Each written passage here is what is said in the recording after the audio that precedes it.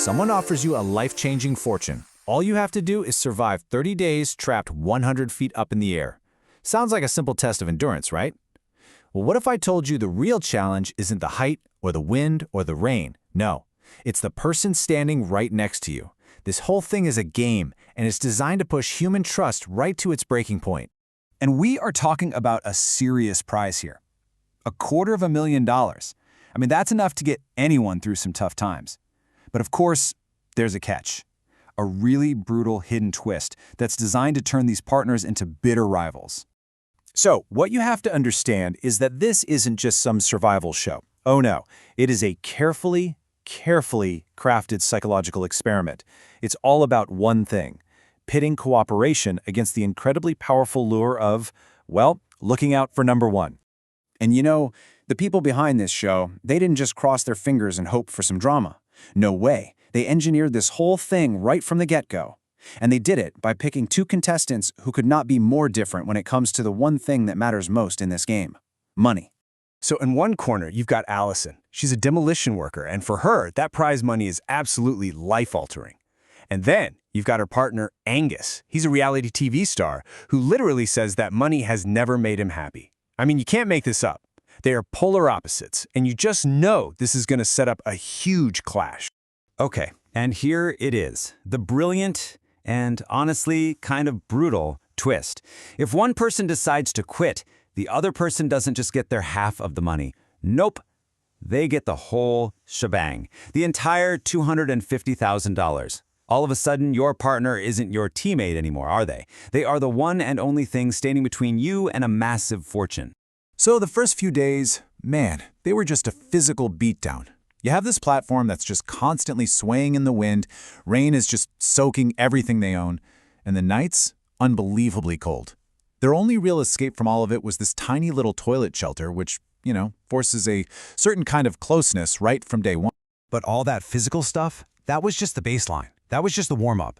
The real test came from a series of challenges. And these weren't just any challenges. They were specifically, masterfully engineered to do one thing: systematically tear their partnership apart. And wow, a really disastrous pattern starts to show up almost immediately, and it's all centered on Angus. First, on day 5, he misses his throws in a tent challenge. Boom, they lose a quarter of their platform. Then, just 5 days later, he falls asleep on watch during a food challenge. Boom, they lose all their good food and another quarter of their platform. The final straw comes on day 15. He tries to redeem himself, fails, and just like that, he's out of the game. And you really have to appreciate how deliberate this is. It's brilliant in a really cruel way. Take that tent challenge, for example. It wasn't designed as a team effort where they could, share the blame if things went wrong. Nope. It all came down to individual skill. So when Angus missed, well, that failure was all on him. And that immediately creates this toxic dynamic of blame. And the fallout from that? Oh, it was immediate. All that frustration from being cold and wet and miserable for days, it all just got funneled right at Angus. You could literally see the partnership starting to crack right there, all because of this manufactured pressure.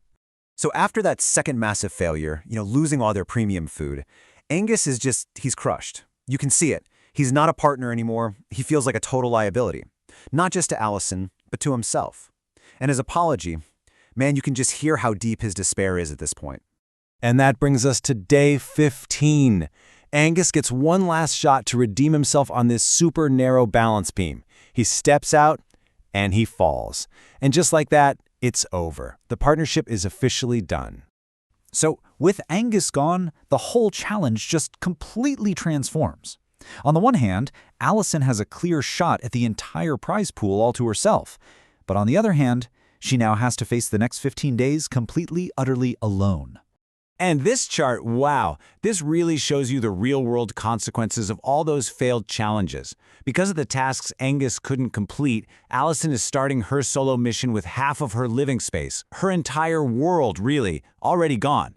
And believe me, it's only going to get smaller. I mean, what being that isolated does to your mind, it's intense. And to cope with it, Allison did something pretty incredible. She basically created a new partner. She started talking to a cooler. And guess what she named it? Angus. And I'm not just talking about a casual hello. She would have full-on conversations with it, joke with it, even get mad at it, just like she did with the real Angus. It's just a wild look at how the human brain will literally create a friend just to survive that kind of loneliness. And just when you think being totally alone isn't hard enough, they introduce a new daily trial. Every single day, a single red balloon is released. It floats up towards a wall of spikes. Her job? Shoot it with a bow and arrow. And if she misses, she loses another panel of her floor. The pressure is just relentless, and now it's all on her. Somehow she does it. She survives everything they throw at her. But on the very last day, she's faced with one final, absolutely massive decision. All right, so here's the choice they give her. Option A, just walk away. Take the guaranteed $250,000, no questions asked. Or option B, risk it all. She can try to walk the exact same beam that took Angus out of the game. If she makes it across and back, her prize doubles to a cool $500,000. But if she falls, she loses every single penny. Everything. And you know, the host, Mr. Beast, he just frames it perfectly. He basically tells her, this isn't just about the money anymore. This is about ego. This is about glory. Just imagine how cool it would be to succeed where your partner failed, with the whole world watching.